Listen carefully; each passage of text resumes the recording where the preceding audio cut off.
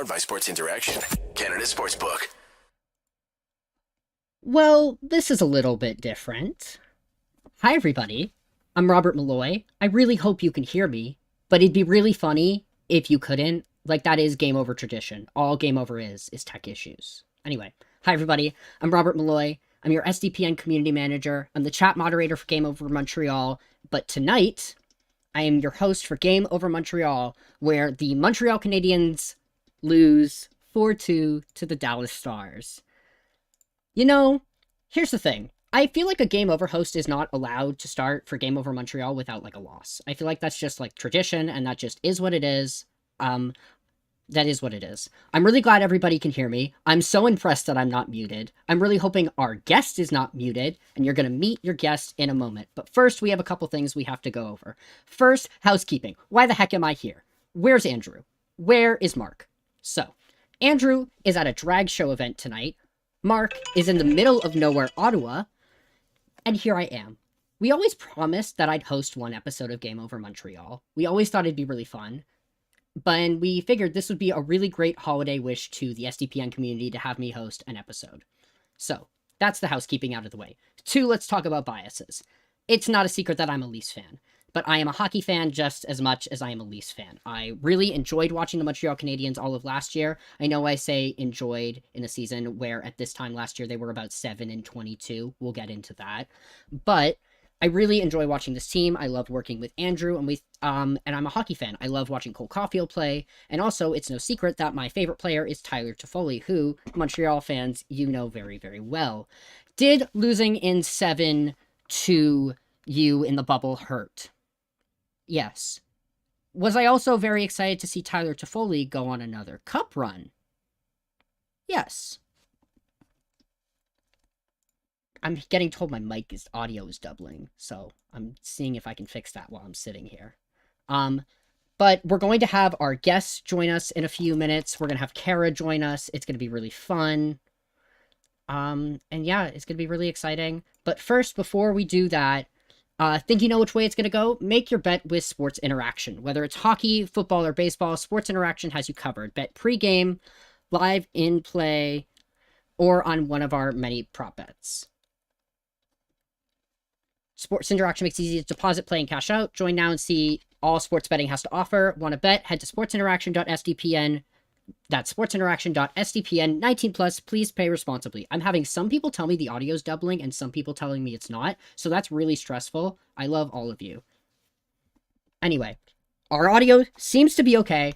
I'm very happy. Now, here's the thing. We had to have one technical glitch, and I'm okay with that being our technical glitch. Anyway, on that note, please welcome my wonderful friend, Kara. Hi, Kara. Welcome to the show. Hello. How are you? I'm good. How are you? I'm great. I'm really glad that we didn't have a tech problem. Are you having a great time at the kids' table? Yeah, this is fun. This is fun. So, Kara, why don't you give us a little bit of information of, like, how you became a Dallas fan, because I think it's a really fun story. Then we're going to go goal by goal. Then we're going to talk about special teams. Everyone's really excited to see you. I'm very glad everybody can hear you. Please go. Okay, well, long story short, I was in the hospital in early 2020, and there was nothing on TV except the All-Star game, the NHL All-Star game, HGTV, or Trump's first impeachment trial, and the trial was not happening. I watched HGTV a lot, but that got like really repetitive, so I was like, sure, why don't I put this on? And okay, if we're going to be honest, I was definitely first drawn in by Tyler Seguin. So Sure. It I love sometimes that for it you. happens, but then I got really into the Stars pretty quick. So kind of here I am now. Here you are. Here I am, and I also like the New Jersey Devils now somehow. I'm not really sure how things happened. I get it. You know, they're fun. They have fun jerseys. I love the Christmas jerseys. They're one of my favorite jerseys in the National Hockey League. I really do love those Christmas jerseys. Also, people are saying HGTV kind of bangs. And yeah, it's great. It's also great. There's only so many house shows you can watch, though, right? There's only so many. Like, HGTV is great until it's, like, the same 4 people over and over again for Over. like weeks at a time. And it's like, all right, I need Yeah. something else. And And the option was hockey or like trial. So hockey happened. hockey happened. And you know what? That's great. And also, that's such a fun time to join Dallas because it was right before the pandemic, right? And then Yes. some things happened in the world of Dallas hockey. Yeah, there was the bizarre cup run. Like I kind of speed ran being a hockey fan. I got into the Stars, and then when the pandemic pause happened, I kind of went and binged like compilations on YouTube and found like sdpn and stuff like that. And then it came back, and then the bubble happened, and the Stars went to the Stanley Cup final, which was very confusing because I was like, I feel like I cheated. Like Like I cheated. I skipped a step. Feel like I cheated. Like I didn't do this on purpose, but okay. Yeah. Sure. I love that. Noelle says in chat, what if we don't talk about special teams? So that's a really great segue into maybe we should talk about this game, because I was saying to Kara before, we watched the game together, which is really fun. It's always really nice to watch with your friends across the internet. Is that this was a tale of two games in a lot of ways. We had Montreal having the most wonderful first period and then half of the second. And then Dallas said, what if we stepped on the gas? Like, what if we scored 4 straight goals unanswered? And that wasn't completely Montreal's fault. Of course, we're going to talk a little bit about special teams and their value in the National Hockey League, but it really did. By the third period, at one point, the Montreal Canadiens had as many shots as they had penalty minutes with 6. So let's talk a little bit of goal by goal, and then we'll talk about here's what the problems were. So yeah. Tonight, I really love, we talked about this, that this was Jake versus Jake, which is Jake Allen and Jake Ottinger, who we'll talk about. We love our goalies in this house. And of course, the very first goal had to happen by a Jake. It was written in the stars. Hello, Jake Evans. And that was his first of the season, right? That was his first of the season. He decided, of course it was. Hello, Dallas. Apparently, he loves playing the Dallas Stars. Apparently. My favorite experience was we're sitting in this call, and Kara's like, how is Montreal on the power play? And I'm like, Montreal is 32nd on the power play. And Kara's like, well, Dallas is about 9th in penalty kills. So, like, we're going to have no problems here.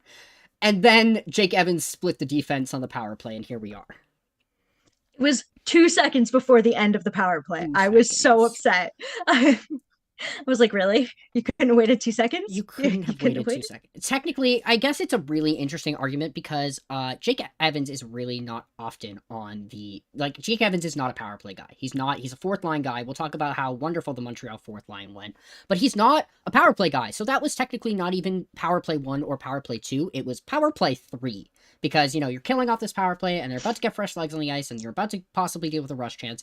And here is Jake Evans saying, hello, I would like to save the day of the Montreal special teams. And so we have that wonderful Montreal first goal. Thanks, Montreal. Great job. And then we jump to our second goal, which also was scored by Montreal. Thanks, Montreal. That Montreal, I'm skipping a little bit around in my notes because we could talk a little bit about the rest of the first period. Can you describe how you felt about Dallas in the first period? Like, just as a fan? From the vibes. Yeah, they looked very tired. Like, I said during, like, when we were watching, and then one of the Stars reporters also was like, it kind of looks like they went to vacation early because it was very, like, they won the majority of faceoffs in the first. It looked like they were going to have possession, and then they just didn't have possession. They were just sleepy. They kept making like weird mistakes that were like sort of strange for them. They iced the puck like 3 different times in the span of 30 seconds. Like, they were just like, we would like to go sit down. And I'm like, that's not how icing works. Which, like, occasionally they do get into these like weird little phases of like icing the puck over and over again. But it was like incredibly annoying in that first period when nothing else was happening. I was like, guys, do you want to show up? And like, I feel like that was Montreal might have predicted that this would happen. Montreal, once again, I guess we should talk about this for a second. Montreal got stranded in Denver for a night, so they did not practice yesterday. So they're technically coming into this game cold, and they like had a little bit of media prep beforehand. But Montreal stranded in Denver. We really were not sure if this game was going to happen, and somehow the plane lifted off and made it to Dallas yesterday. So that is important. And Martin St. Louis decided, hello, as a Christmas gift to all of you, I'm going to mess up the lines. And we had the most blender Montreal lines in a while. They split up Suzuki and Caulfield, and that affected Montreal all night long. There was weird chemistry moments all night long, and you could start to see the cracks in that in the first period, especially because Mike Hoffman did take an interference call. He did knock, I believe, Tyler into Jake Allen. That's the player he knocked into Jake Allen. Don't knock a goal. No, don't knock a player into your own net. That's a really bad idea. Basically, yes. And that, so like you're starting to see the cracks. You're in new lines with no practice. Hello, everybody. It's time to play hockey. So that's kind of how the first period would end. The fourth line looked great. And then one other thing that we could talk about for a second, because it comes into the special teams, is Roope Hintz and his face. What happened to Roope Hintz and his face? It looked like there was a scrum on the boards, and it was chaos. There was like a whole bunch of players, a whole bunch of just, fighting for the puck, I guess. Time to fight. And somebody's stick came up and smacked him in the face. So right as they're going to break, like for intermission, they zoom in on Roope's face, sitting on the bench, bleeding heavily out of his mouth, and it was like, no, anybody gonna call that? No? And okay. we looked back in the replays because we saw Roope Hintz covered in blood, and they did not talk about it really much. And we're like, why is Roope Hintz covered in blood? And we figured out it was Kovacevic who technically hit him. And while it's in a scrum, like, you do have to be in control of your stick at all times. So that's kind of where we're leaving the Montreal Canadiens. I think their first period was probably their best of their whole night. Their second was better than usual. Sometimes Montreal Canadiens really don't have a great second period, and we'll talk about the third. So Montreal started the second with like a rush chance. That was fun, where I'm like, oh, their foot's still on the gas. And that was really nice to see, is like how, like, are they going to be foot on the gas? Are they going to go to bed? We'll go back to going to bed. And then we had our wonderful Pizzetta. Hello, Pizzetta, with, I believe we figured out, like, we believe it was his second goal of the season. The chat can correct me on that, because you know your boys. The fourth line, buzzing. Like, that's a fourth line goal. Jake Evans had a really good time. It was a 2-on-1. And hello, Ryan Suter. Ryan Suter, you have to make a decision. My note just says Ryan Suter did nothing, which is correct. He stood and froze. He just watched. Just stood and watched. You either picked the shooter, picked the passer, and you picked stand in the middle and hope for the best. And just watch them go by. That's not helpful. And this, I will say, is like concluding the really great parts of Montreal's night. So we wanted to get through all of the really wonderful times of Montreal. My one other note that I have to mention, because we talk about Caden Gooley on every stream, we love Gooley Nation. Gooley Nation Rise in this chat. He had a fantastic shot block at like halfway through the second period, and that was really great. I love seeing Gooley use the body. He really like put it all out there, and Gooley Nation continues to rise. I really liked his play this game. He was really wonderful. So once again, Caden Gooley, rise. It was his second goal. Thank you, chat. I really appreciate that. But yeah. Second goal of the season, especially, we have a bunch of players who haven't got their first goals of the season. Jake Evans gets his first. Pizzetta gets his second. So there are like a couple little bright spots. And Jake Allen did look really sharp. But now we're going to get into Jake Allen looking less sharp. Let's talk about the goal that brought you back to life. That was a really good time. Yeah. And guess where it was? It was on the special teams. Yep, the power play. Which, like, the first Stars power play didn't really do anything. But then the second one was Hoffman getting a high stick. I believe it was, no, sorry, I skipped. It was Drouin tripping. Drouin with high tripping. Which, here's the thing, when we cannot keep track of how many there were, there, like, might be some problems. So, it was a trip. I don't really know how we can call, like, it was a trip. Wasn't great. Yeah, it was just a trip on the rookie. Don't trip the rookies. Yeah, don't do that. So, basically Roope Hintz and Jason Robertson kind of do what Roope Hintz and Jason Robertson do. And it was a mess up of a Montreal Canadiens. Edmondson is like really far out from where he's supposed to be, and because of that, Caden Gooley has to make the decision of covering two people. Now, I'm not really good at math, but one is less than two, and we should not have one person covering two people. I feel like that's like not really the ideal situation for us. So that was fun. And then what we decided when we were chatting about this is the interesting turning point of the game, which I believe was the last power play for Montreal tonight, which was Roope Hintz for roughing, which we still are like, why was it roughing? Was it interference? What was it? But it is, in theory, in the rule book, it was called roughing. And will the special teams hurt the Montreal Canadiens was the note that I wrote. And I'm going to put it out there, I might have had a point. Yeah.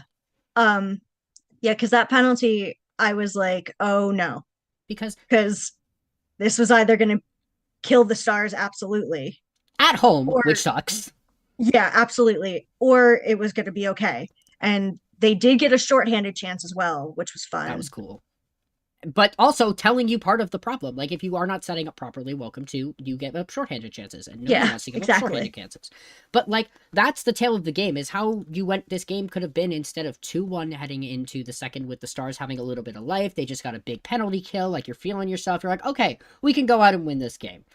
5-on-5 or not. But instead, it turned, instead of being 3-1 and being a deflation, it was a chance for the Dallas Stars to get back into this game, which, hello Dallas, welcome to the third period. Why is Dallas such a third period team?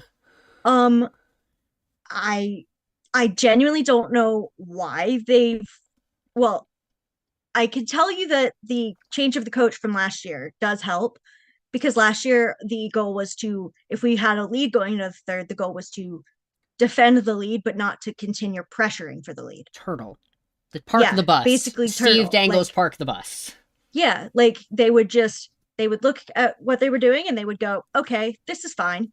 Let's just, and they weren't in the lead in this case, but even then, like, they wouldn't make some of those, like, quick moves, and they just were very not productive in the third last season. But this season, with the coaching change, I told you before, I told you like halfway through the second, I'm like, I'm not actually totally disappointed yet, because the third is kind of the Stars period this year. Like, I forget the exact number, but they have outscored the opposition by a decent margin. Yeah.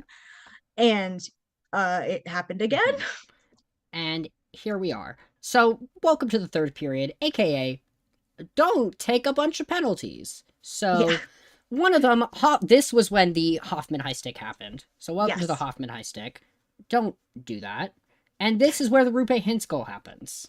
Yes, it was Rupe again, and that was Hattie watch for him, and it was also assisted by Jason Robertson, and that was his 50th point on the season, which is fun. It's been hilarious to me watching, and especially, I would say, like, specifically the Canadian media. I do live in Toronto, so, like, I do steal a lot of the Toronto media, and I also watch, a lot of the Toronto media. I am a Leafs fan, but I do watch a lot of hockey. But it is the idea that it was the dueling point streaks of Mitch Marner and Jason Robertson, and then both point streaks were broken. Mitch Marner continued his for a few games later, but Jason Robertson got his broken, and then I did not hear about Jason Robertson again, and I'm like, what is happening? Is Jason Robertson okay?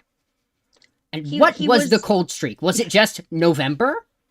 November was great for him, and then he definitely, like, slowed down a lot in December. It took him a couple games. Like, I think he scored his first goal in December, last game on the empty net. Ooh.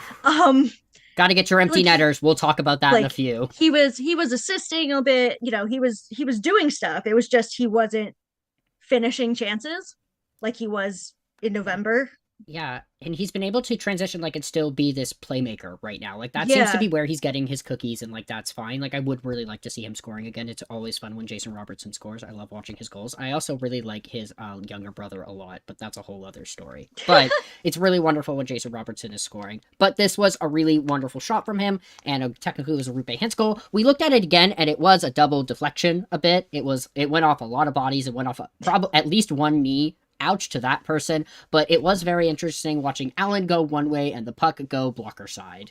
So you're doing your best. Allen had a really great night. I thought Jake Allen was really sharp all night until he took a penalty, but I did really like Jake Allen's game, especially when he also played the Colorado game, and he was really sharp in the Colorado game despite the ending up losing it overtime. But I still found, I still really enjoyed his game. He once again had the busier night, because after this wonderful Montreal penalty, score effects do take into place, but the Habs have no shots. And we're 9 minutes into the third in a game that is tied.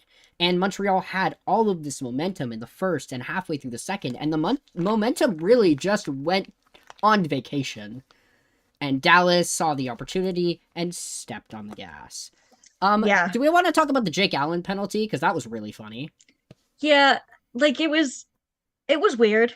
It was not it was not the correct call by any means, and it would have been really disappointing if the Stars would have scored there for the Canadiens. It absolutely would have been, because he got pushed. Yeah, so if you And watch, well, yeah. maybe we can link this in the chat, but there are replays of what's happening, and technically, Weidman does serve this penalty. And basically, why I love when Game Over decides to start on my phone. Hello, my audio from earlier. Oh no.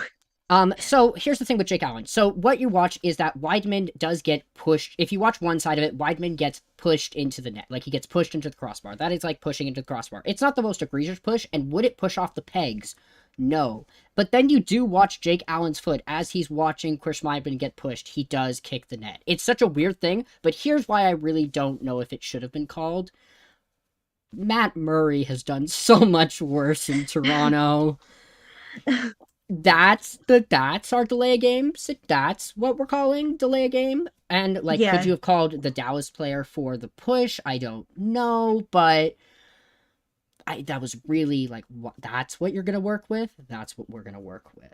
So that's it was definitely a weird penalty. So as much as I like the Stars, I'm glad they didn't score on it, because that would have felt like, it would have felt kind of cheated. Not fun. And like, it's never fun when you score. It's like not always fun for fans around the league when like you score on a power play you did not mean to get. And also, you probably shouldn't have had here's the thing. I'm now reading in the chat that they might have called Weidman. All this, like, all of it in the end, whatever the call, like how we're looking at the call, because Jake Allen is pushing and Weidman is getting, and like all of this is happening, like pushes are happening, and that's the call we're gonna go with. That's the most egregious call. So it wasn't ended up being the power play that Dallas scores the game-winning goal on. So that's fun. But Montreal finally gets a shot. And then we have our final penalty, I believe, of the night that we can talk about. And of course, it's Pezzetta. And the thing with Pezzetta is he was brought into this game as Evgeny Dadonov is pulled out of this game. And that's what you're going to go with. You are a person who is getting up and down the lineup. You're yo-yoing around and you're taking a penalty with like 6 minutes left in this game. That was definitely still like possibly a winnable game. And that's when the 3-2 goals goes in. Yeah. And it's... who scored the game? Who, I believe, was it the baby? It is the baby. It was Wyatt Johnston, who is our 19-year-old rookie, who has been fantastic for us. So cute. I love the rookies. And it was a Wyatt Johnston goal from Ryan Suter. And it was funny because on our call watching the game, I went, why is Ryan Suter on the power play? Get him off the power play. And as I said that, he passed the puck to Johnston, and Johnston scored. Hilarious. Ryan Suter giveth, Ryan Suter taketh away. Because remember, this is the same player who earlier could have taken the shooter or could have taken the passer and did nothing. Yeah.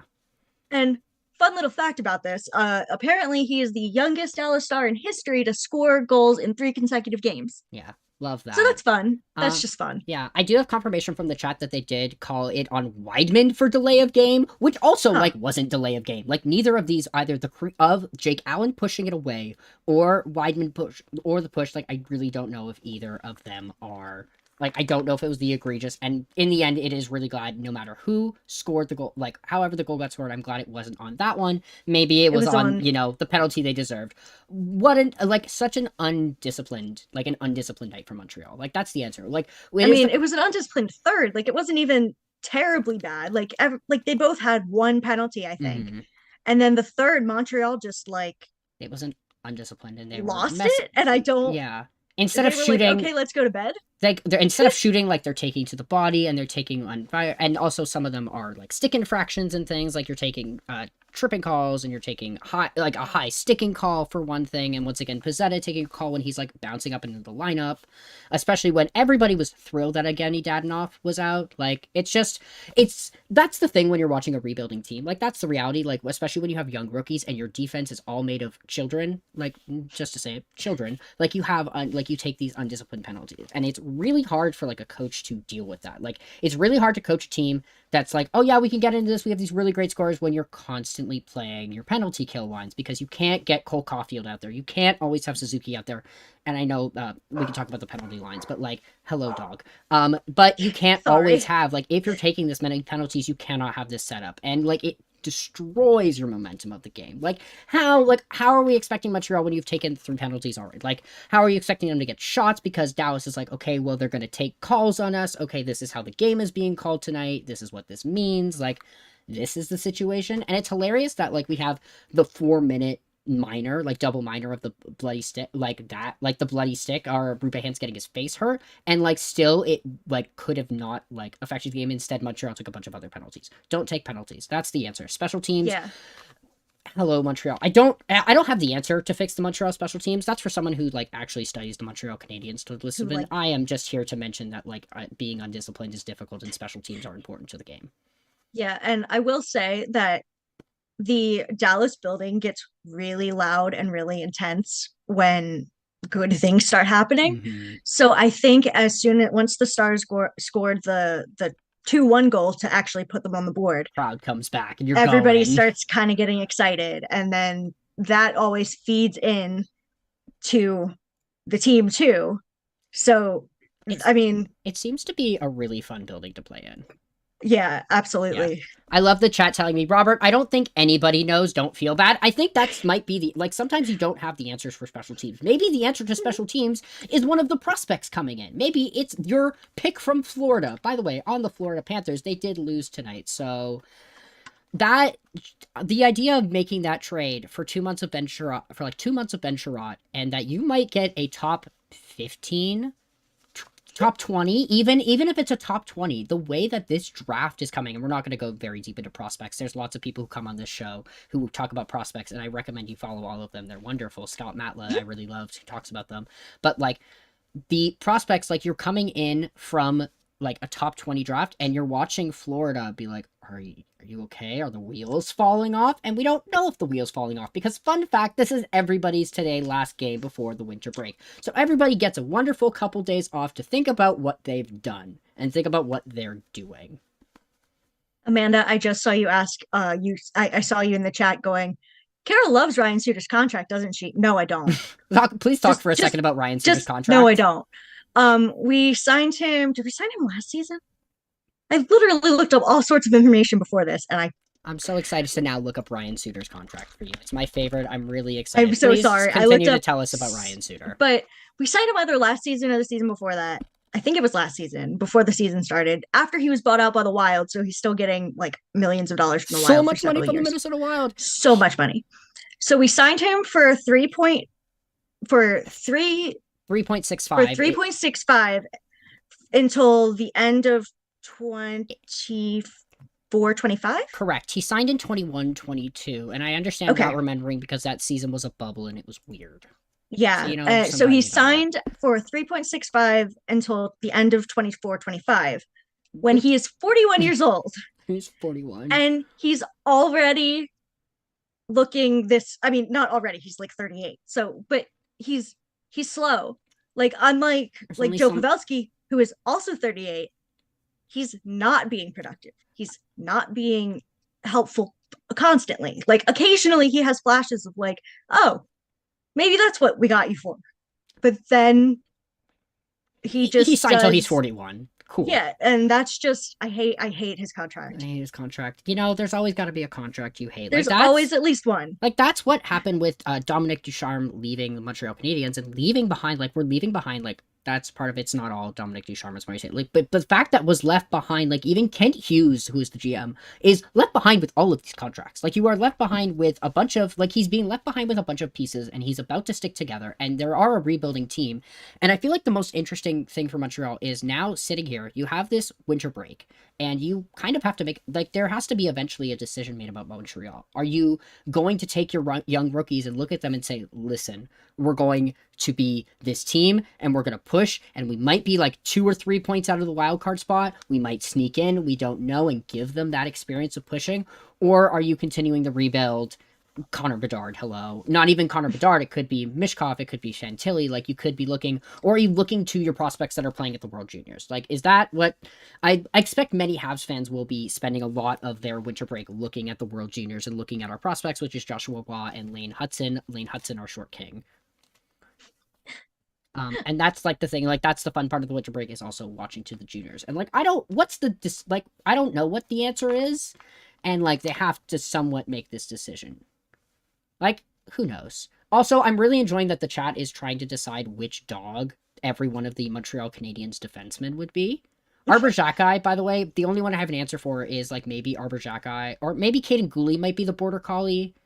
I really like the answer of Kovacevic being a Mastiff. I thought that was really fun. We promised you vibes on this show, and the chat is bringing us that is those the vibes. exact conversation that I wanted and hoped for. That's what we're here So, for. thank you. I'm also really loving the chat going Connor Baduck. And like, very, very possible. There's a lot of options where he do kind of like Connor Baduck. Like, if we're going to be honest. Like, this is the kind of nice thing about like last year where like I will say for like 90% of the year we really did think Shane Wright was going to go first, and then Montreal takes Slafkovsky. And I was in the building when they drafted Slafkovsky, and it was hilarious because these Montreal fans are sitting behind me, like I'm sitting kind of as a neutral fan, like enjoying the draft, and this group of like very inebriated Montreal fans is just like screaming for Shane Wright, and then they pick Slafkovsky and they go, and they cheered anyways. They decided they changed their tune immediately, and I still they were like, well, okay. Well, okay. And was Slafkovsky the right choice? He's looking like he's a fun choice, and I really like his play. So that's fun. So I love seeing Slafkovsky. I also really like not seeing him demoted constantly. Can we please stop demoting him to the fourth line? If you're going to put him on the fourth line, maybe you should play him in the minors. Maybe you should play him in the minors. But give him more minutes, but... Give him more minutes. Also, I guess while we're sitting here and while we, like, begin the process of slowly wrapping up, if you have questions in the chat, I don't know if we're going to be able to answer them, but we're happy to talk about them. So... we're happy to certainly try. We're happy to certainly, honestly try. I'm trying to think if there was anything else. We can talk for a second about where the heck Montreal is right now, just since hello, game over Montreal. Oh my goodness, the Montreal schedule for the rest of the season is grueling. So I sat and looked I looked it up for the rest of the season. They play 14 games in January, 9 in February, which is about the average because the All-Star break is in there, but it's a little bit above average. And then they play 16 games in March. Oh my gosh. And 50% of the games in January are against contending teams and their teams in your division. So we're thinking your Tampas are in there, your Torontos are in there, etc. And then the outliners are like a St. Louis, who is really streaky, and I still don't really know what St. Louis is this year, and Nashville, who is also streaky, and I still really don't know what they want to be right now.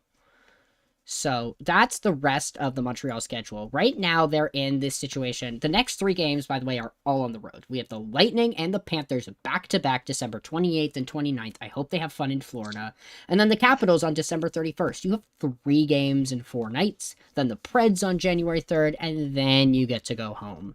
So I thought that was wild that they had this really long schedule. They had this really long road trip, and I ended up like looking into it, and a lot of the reason is because the Bell Center is rented out for shows right now. Do I think they're happening right now because of the bomb cyclone? Probably not, but that tends to be what happens during these shows. That's what that time is used for, if you were curious. But yeah, the Montreal schedule, oh my goodness. It's a rough schedule, and that is probably going to affect how they go for the rest of the year. If you're going to have the fun push for the wild card spot, that would be really fun. You could push for the wild card spot, and that, like, watching this team compete would be really fun. It'd be really great for your young players, like, all these things. But, like, are you just looking to the juniors in the draft? Yeah. I don't know. Let's find out answers. Anyway, we have some questions in the chat. Oh, boy. Would you like a vibes question or an analytical question? Why don't we start with like a real question and then go to the vibes question? So analytical. So the question is, assuming Hudobin moves at the deadline, what do you expect the Stars to use that cap space for in their playoff push? And we talked a little bit about this. Yeah, in a playoff push, I mean, I know right now what they're looking for is like a second line right wing, basically. Yeah. Because they're just trying to find somebody to complete the line that was Sagan, Marchment, and then someone. It changed between people based on like who was doing well, who wasn't doing well. So I mean, if we don't figure I figure if we're gonna try to move Hudobin, I would probably say that they're gonna try to find a second line right wing of some sort to try and fit there, just because we need somebody who can help support that line, because that line was looking good with Sagan and Marchment, but they didn't have the third person You gotta have the three. I do think it's funny. Toronto looking for a second line left wing, you looking for a second line right wing, and Montreal here for the vibes. I really love that for all of us. So that's one of our fun questions.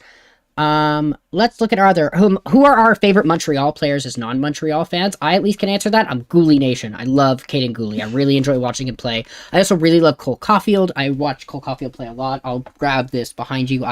For friends who are listening to the audio version, I'm sorry, but I do have a Cole Caulfield marquee rookie card that's in one of my cases back here. So that's really fun. I really love watching him play. He's sitting right now, I believe, on 19 goals. I really wanted him to get his 20th for the holidays, but we live and we learn. He's already on a better pace than he was last year. Like, considering last year, I believe he hit 23 goals. And by this time last year, I have the stat here, the Montreal Canadiens were in a very different situation from the playoffs. If anybody remembers the situation that at this time last year during Game Over Montreal, the stretch of games that Andrew covered it was a really bad time. So this has been a fun watching Cole Caulfield really explode in this league. Has been really fun for me, and also like it's terrifying for me as a fan of an Eastern Conference team and an Atlantic Division team. Like that guy's in our division. Nick Suzuki's in our division. I know he's cooled off a little bit. I still have belief in Nick Suzuki. He's still very young. Like that's the thing is these players are so young. It's so fun watching them develop. Yeah, I mean, Caulfield's fun. Caulfield's so fun. I mean, I don't follow the Canadians a whole lot. That's all right. But I'll catch stuff if it happens to be on or whatever. And I do like watching Cole Caulfield. And like Slafkovsky's just kind of fun to see how they use him and how he gets worked into the lineup and what he can do.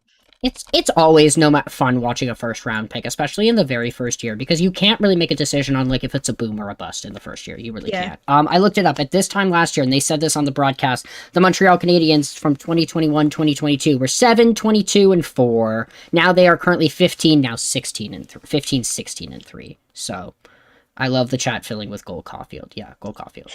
Yeah, once again, it's a fun rebuilding team. Like, that's the thing about watching a rebuilding team. You can't always look at the entire team as a whole. Like, it's really hard to look at the special teams unit, even though, like, we sat here and looked at special teams for a while. But, like, it's really fun to watch individual players, especially that you can love, and not the ones who are going to get traded away for assets at the deadline.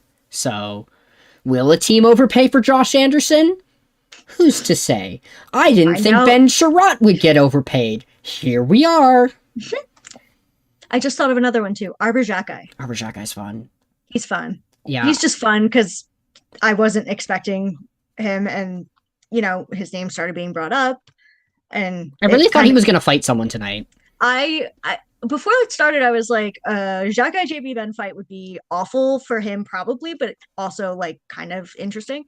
But then as the game was happening, it kind of looked like Riley Tufte might try. Like they were getting a little shovey. I think Xhekaj and Dellandrea were getting shovey at one point. I was like, is somebody gonna fight? Hello?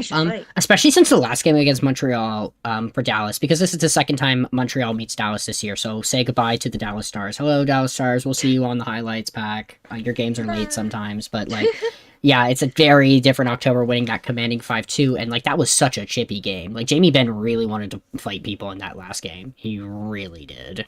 Yeah.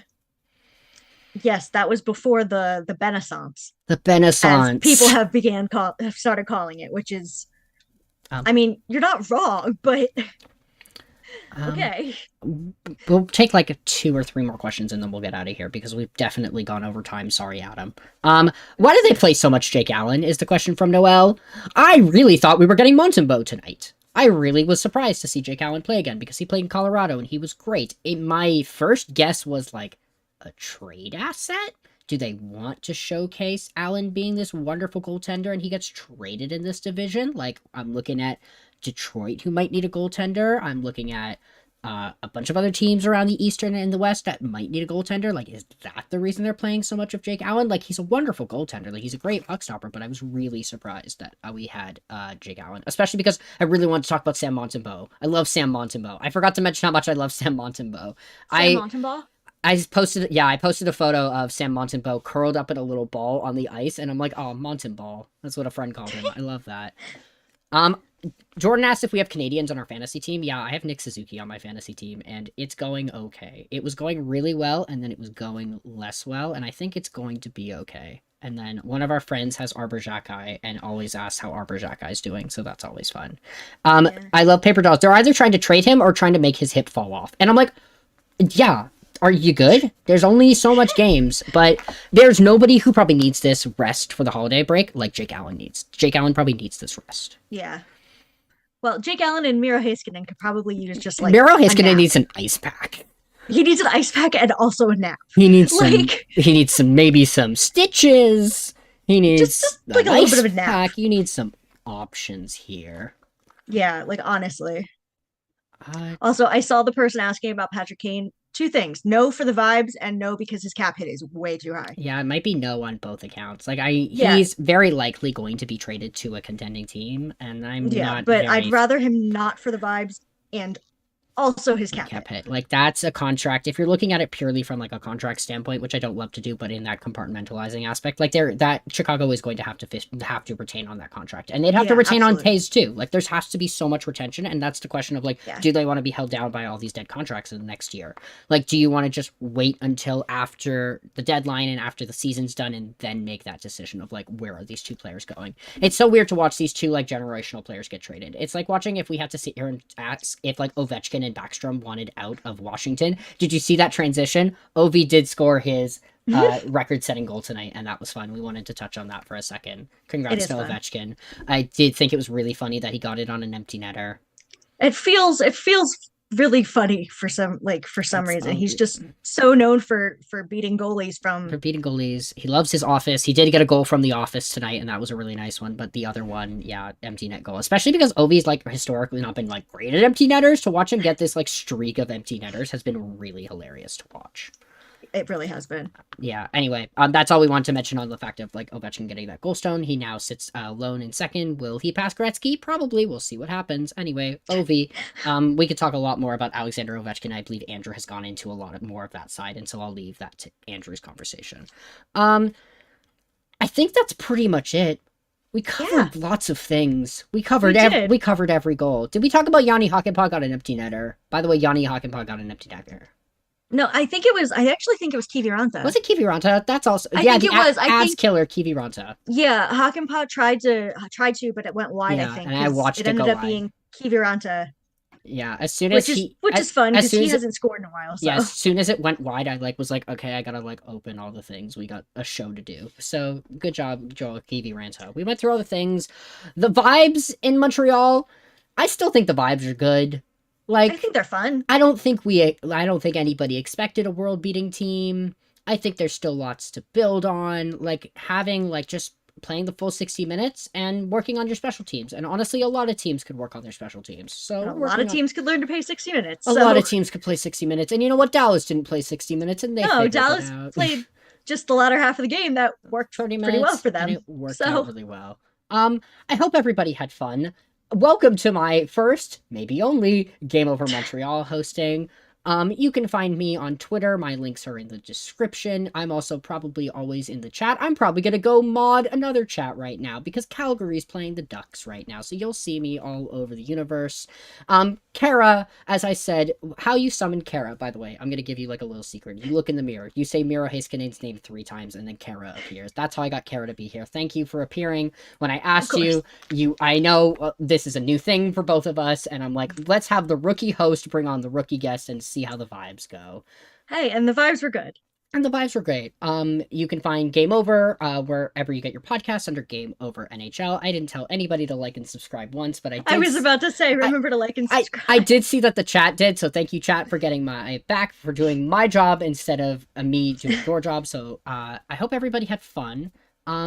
Enjoy your evenings. Enjoy the holidays. I know this time is, I guess the only other thing we could say is the holidays are hard, and it's okay if the holidays are hard for you. It's not a bad thing if the holidays are hard. It's difficult. I hope you get to eat at least one really fun food. That's always my hope in the holidays, even if you don't celebrate anything. I hope you get some fun food. I hope you get a couple days off. I hope you get a nap if you want. I hope you get a nap if you really want to. I hope you have one of those, have you ever had a 45-minute nap that's the perfect 45-minute nap and you feel like you've slept for 8 hours? I hope you got a 45-minute perfect nap. So I hope you enjoy your holidays. And I believe it will be Andrew who is back with you for the game against Tampa. I believe it's on December 28th or December 27th. Days aren't real. It's December 28th. So Andrew will be against the Lightning. Enjoy the World Juniors. Also, I didn't mention that. Enjoy the World Juniors. Those are fun if you have nothing else to do. Yeah, like and subscribe. Please don't bury yourself in snow because we are all covered in snow right now. And yeah, basically everybody's having a bad time. Everything is cold. Have a hot chocolate, like have something warm. I hope you enjoy your warm beverages in your holidays. I have been Robert Molloy. This has been Game Over Montreal. That is Kara. Thank you, Kara, for being on the show. And thank you for having me. Enjoy the rest of your night. Yeah. Letting the intro clear. Powered by Sports Interaction, Canada Sportsbook.